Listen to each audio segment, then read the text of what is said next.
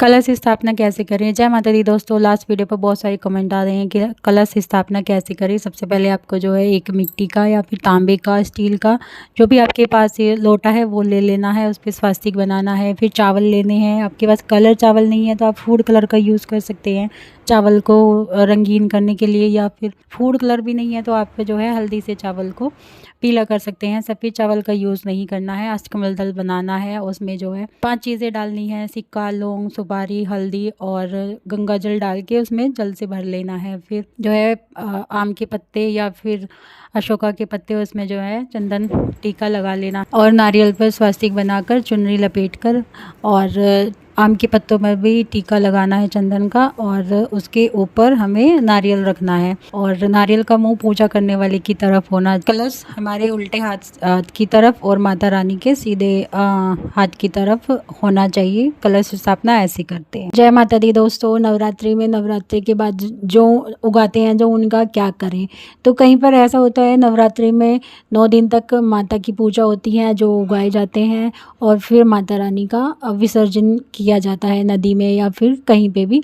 और कहीं पर सांझी माई बना दी जाती है, 9 दिन तक पूजा की जाती है जो उगाए जाते हैं, फिर उनका विसर्जन किया जाता है। लेकिन हमारे यहाँ पे ऐसा नहीं होता, सबके रीति रिवाज अलग होते हैं। 9 दिन तक पूजा होती है जो भी उगाए जाते हैं और जो अच्छे से ग्रो कर लेते हैं। दशहरे वाले दिन उनकी पूजा होती है।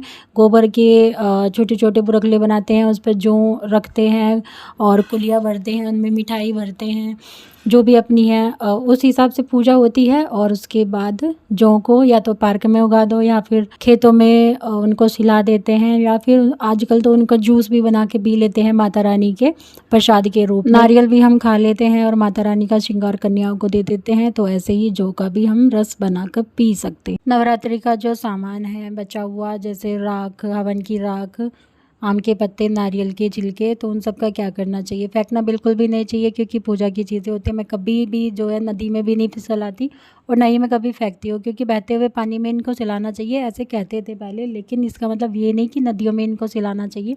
नदियों को साफ सुथरा रखना हमारी अपनी जिम्मेदारी है। बहता हुआ पानी जो भी सिंचाई के लिए खेतों में यूज़ किया जाता है तो हम उस पानी में भी सिला सकते हैं। बचपन में हमने देखा है कि ट्वेल के सामने जो है ये पूजा का सामान उसको सिला देते थे और वो सारा जो है सिंचाई के रूप में जाके खेतों में फैल जाता था। इससे तो फसल भी अच्छी होती है। और मैं भी ऐसे ही करती हूँ। मैं थोड़ी थोड़ी राख या जो भी बचा हुआ होता है पूजा का सामान, मंदिर का सामान, तो मैं थोड़ा थोड़ा सा पेड़ पौधों में डाल देती हूँ, गमलों में डाल देती हूँ या फिर पार्क में डाल देती हूँ। तो इससे जो है नदियाँ भी गंदी नहीं होगी।